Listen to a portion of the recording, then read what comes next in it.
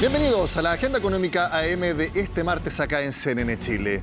Si uno viaja en el tiempo hace año y medio, en agosto de 2022, nunca antes, desde que hay registro de la inflación, tuvo tan alta medida, al menos desde el regreso a la democracia. 14,1% fue la inflación acumulada en agosto de 2022. Desde ahí empezó una constante baja en los IPC que se suman de los últimos 12 meses. El objetivo siempre fue llevar la inflación hacia el objetivo meta del Banco Central, que es 3%.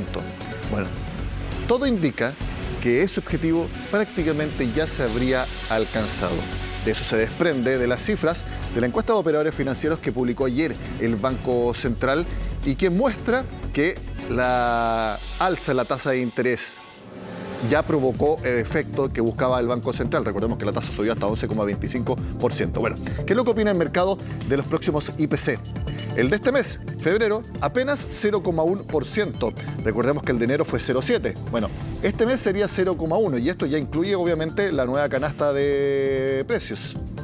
De hecho, si ese IPC se concreta, el objetivo meta del Banco Central ya se habría logrado, porque los últimos 12 meses serían como 3,1 o 3% fijo. Entonces, eso es lo que se espera para la inflación de este mes, que vamos a conocer por ahí por el 8 de marzo.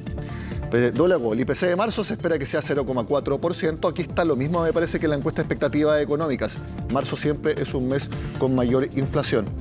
Y de aquí en 12 meses en adelante, lo que yo les dije antes es lo que se espera de los 12 meses anteriores. ¿Qué es lo que espera el mercado para un año más calendario? Es decir, de febrero a febrero de 2025, 2,7%. Es decir, bajo la meta del Banco Central. Las presiones inflacionarias estarían prácticamente controladas. Ese es el mensaje de fondo. ¿Y esto qué permite? Que el Banco Central siga bajando agresivamente la tasa de interés. La misma encuesta espera que la próxima reunión, que es en abril, el Banco Central baje la tasa en 100 puntos base, lo mismo que lo hizo en la reunión de enero. Mientras Estados Unidos se resiste a recortar su tasa de referencia producto de una persistencia en la inflación, el ente rector local, con una inflación ya controlada, se ve en la necesidad de recortar el benchmark con el propósito de lograr el estímulo necesario que manifiesta la economía producto de un débil panorama económico por delante. Es por esto que la reciente encuesta de operadores financieros señala un próximo recorte de 100 puntos básicos nuevamente, al reconocer una mayor probabilidad de retorno al objetivo de inflación propuesto por el ente rector, definiendo una medición anual cercana al 3%. Revisemos el detalle de lo que esperan los analistas para la tasa de interés. Recordemos que la próxima reunión es en abril. Veamos, 6,25% quedaría entonces ese mes. Subsiguiente. No, ese no está bien, esa gráfica no está mal, porque eso señalaría que subiría la tasa de interés en mayo. No está bien ese número, lo omitimos, no es 6,5%, debiera ser 5,5%. Ya, ahí tuvimos un error nosotros. En junio quedaría en 5%. Y en julio, 4,5%. De hecho, se espera que para el año esté definitivamente cercana al 4%. Por lo tanto, ahí en eso bajarían las próximas reuniones. Recordemos que no todos los meses se junta el Banco Central. De hecho, ahora a principios de año se junta en enero y después no se va a juntar hasta abril. Bueno, algo que hemos visto mucho en la agenda económica, sobre todo en febrero, es el alza del dólar, casi en 1.000 pesos.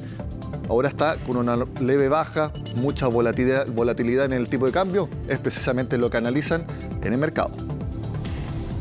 Lo que podemos esperar ahora mismo respecto al dólar, pues inicialmente es que siga levemente con esa fortaleza. Lo cierto es que el peso chileno ha sufrido mucho. La semana pasada conocimos el informe, las minutas de la última reunión del Banco Central de Chile. Y bueno, el sentimiento que genera en el mercado es un sentimiento de aceleración en cuanto a la normalización de esas tasas de interés. Veamos qué es lo que espera el mercado para el dólar. Prácticamente lo mismo en 2 meses más y en 11 meses más. Fíjense, 970 pesos. Perdón, es que algunas encuestas las hacen en 11 meses, por eso me confundí. En una semana más estaría en 970. En 4 semanas más, 970. Variaciones, por ahí por allá, volatilidad, pero esa sería el rango en que estaría. De hecho, ayer el dólar bajó a 965, por lo tanto, estaría en estos niveles durante el próximo mes. Es un tema que más adelante seguiremos analizando en Agenda Económica. Porque lo que sigue subiendo y prácticamente lo hace todos los años son los gastos comunes. De hecho, hay muchas comunidades, yo vivo en una de ellas, en que se ajusta por inflación. Cada año se acumula la inflación y ese porcentaje es lo que se aplica para los gastos comunes a partir de enero. Bueno, o sea, si al menos lo hacemos en la comunidad donde yo vivo. Hay otras que tienen otras metodologías, aplican otros factores para que suban los gastos comunes, pero ese es el punto, de que suben los gastos comunes, porque tiene que responder a muchos servicios que dependen, por ejemplo, de un edificio, un condominio u otras formas de comunidad. Así lo cuenta Francisca Suárez.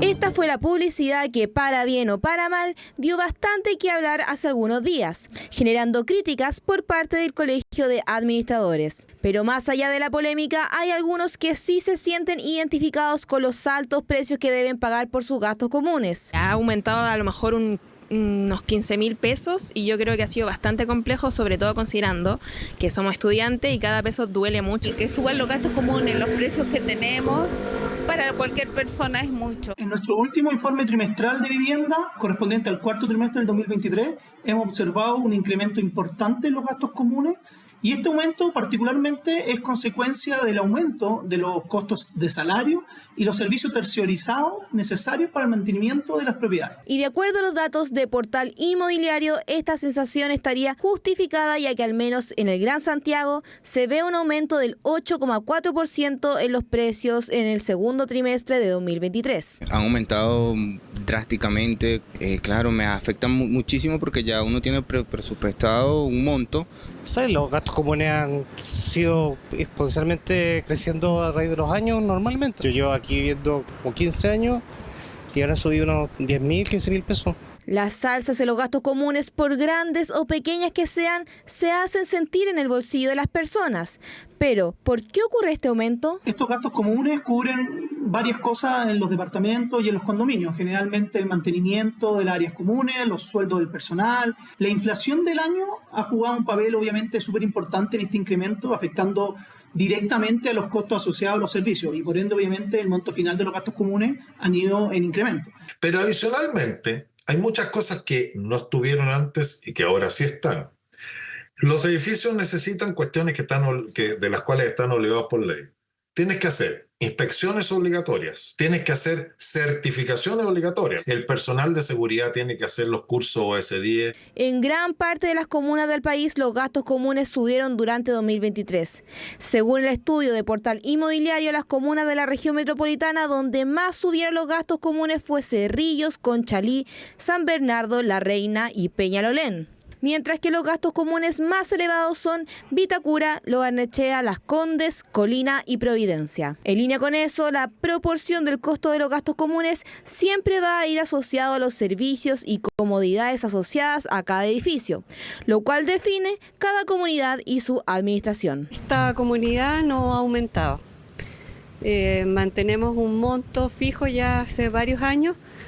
Y bueno, con ese monto son pocas las cosas que se pueden lograr. El primer concepto que hay que tener muy claro es que el gasto común es la suma de todas las cosas necesarias para la marcha del edificio, de acuerdo con las necesidades del edificio y de acuerdo con la ley. En resumen, mientras el costo de la vida siga aumentando, lo más probable es que los gastos comunes de donde vive también lo hagan. Por eso es muy relevante que al momento de elegir dónde va a vivir, tenga conciencia de cuánto tendrá que pagar por este concepto para no sobrecargar el presupuesto familiar.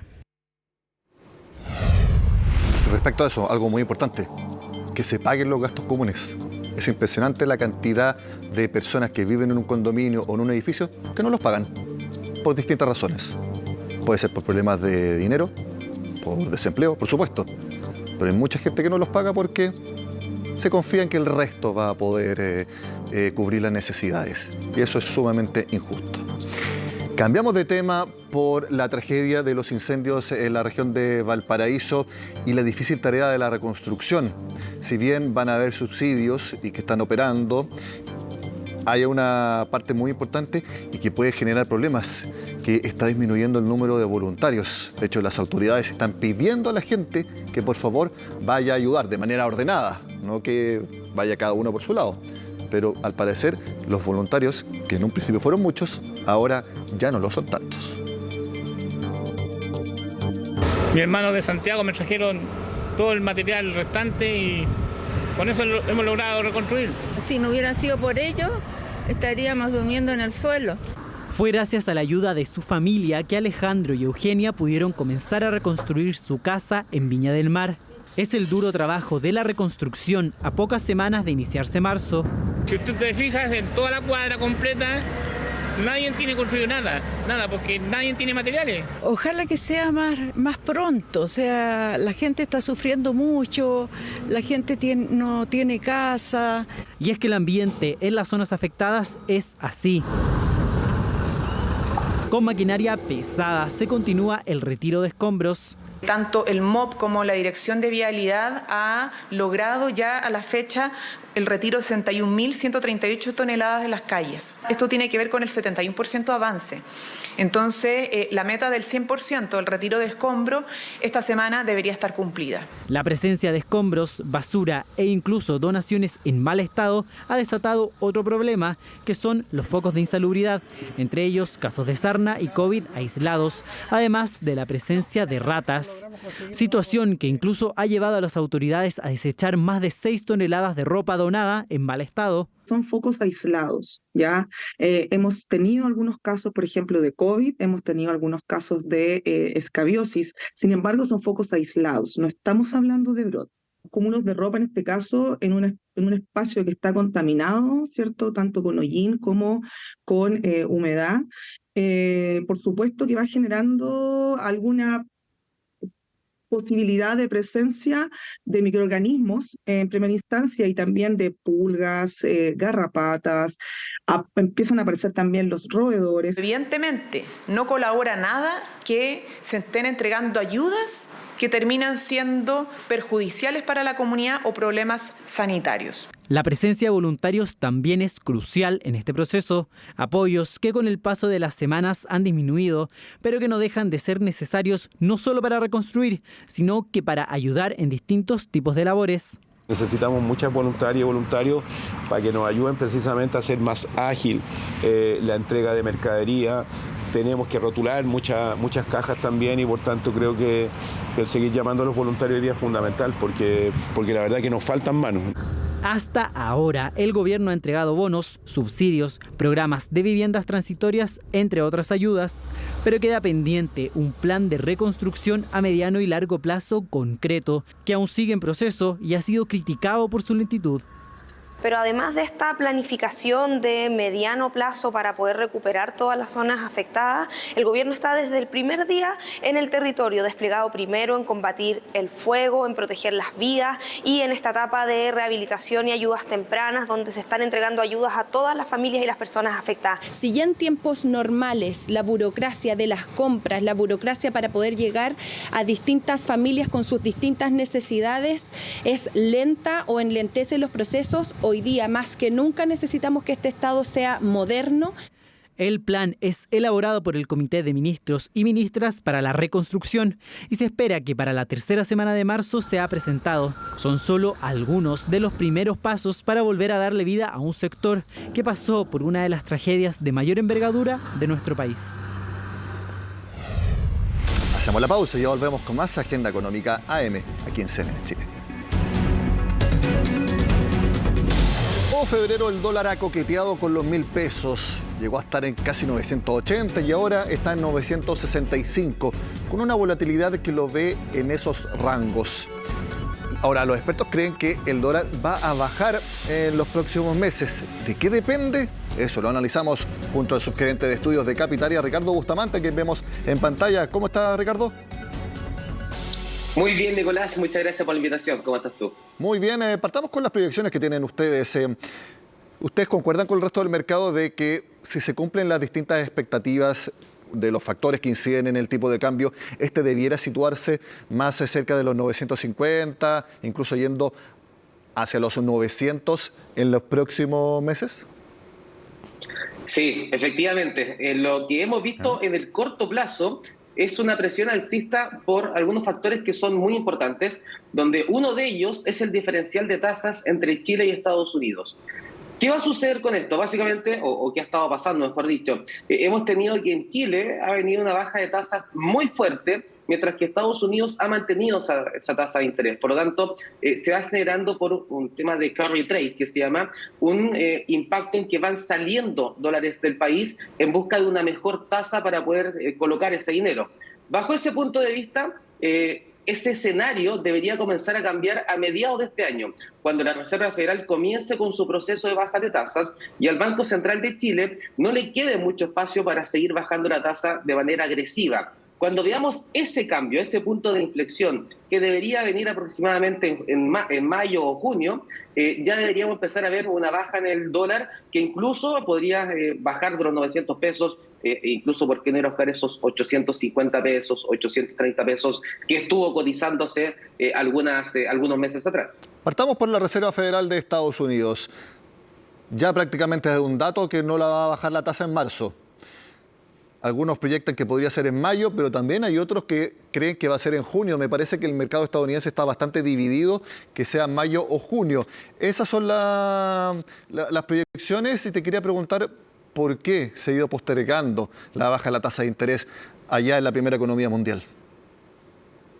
Efectivamente, y es una tremenda pregunta, Nicolás. Lo que hemos estado viendo en Capitalia es que, primero que todo, la inflación en Estados Unidos, si bien ha tenido una tendencia a la baja desde los sobre el 9% que alcanzó en su momento hace más de un año atrás, pero pareciera que se está estancando en el último tiempo.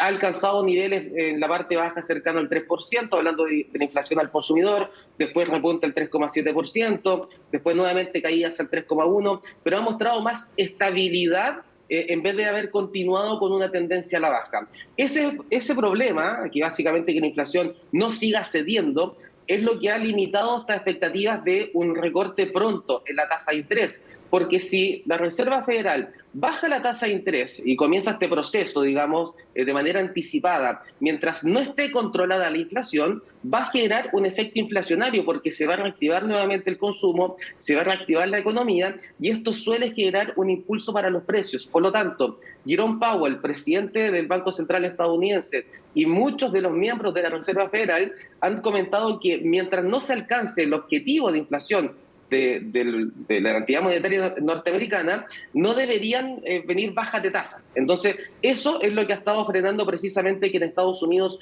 no se haya alineado a otros países, a otros bancos centrales, como por ejemplo ha sido en Chile, que aparte Chile ha sido uno de los pioneros en los movimientos de la tasa de interés, tanto al alza como a la baja en sus últimos movimientos. Así es, y la Reserva Federal tiene como objetivo que la inflación acumulada de los últimos 12 meses sea 2%, a diferencia de la de Chile, que es 3%, y ahí voy ahora con el siguiente tema. Ese objetivo prácticamente ya está alcanzado, y eso permite que el Banco Central en las próximas reuniones, abril, mayo, si no me equivoco, y también junio, siga bajando la tasa de interés de manera bastante agresiva. De hecho, los mismos encuestados en los de los operadores financieros señalan que sería 100 puntos base. Y ese es prácticamente el piso de las estimaciones para la reunión de mayo, acá, el Banco Central en Chile. Efectivamente, y tu comentario es extremadamente acertado, Nicolás. Hoy en día tenemos una inflación al consumidor en el 3,8%. En el mes anterior, o sea, en diciembre, alcanzó un 3,9%. Eso implica que ya estamos dentro del rango meta del Banco Central, que va entre el 2 y el 4%, lo que es una tremenda noticia y habla muy bien del trabajo que ha hecho precisamente Rosana Costa y los consejeros del Banco Central en la toma de decisiones que ha llevado a que la inflación haya bajado de manera muy agresiva en el último tiempo y siendo un alivio, por supuesto, para el bolsillo de todos nosotros. Al estar ya de cierta manera controlada esta inflación en Chile, se puede dar esos lujos el Banco Central de poder bajar la tasa de interés de forma agresiva. Y efectivamente se espera que continúe con 100 puntos base en los recortes de la tasa de interés, porque hoy en día las condiciones lo ameritan.